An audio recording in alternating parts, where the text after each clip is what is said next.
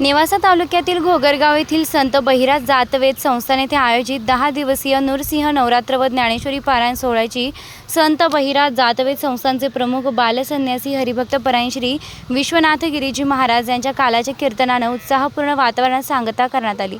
ईश्वराच्या नामचिंतनाने अशक्य गोष्टीही शक्य करण्याची ताकद असून भगवंत हा चराचरात व्यापलेला आहे, म्हणूनच नृसिंह अवतार झाला असून नामस्मरणाच्या माध्यमातून भगवंतांजवळ जाण्याचा प्रयत्न करावा बालसन्यासी स्वामी श्री विश्वनाथ गिरीजी महाराज यांनी यावेळी बोलताना केले।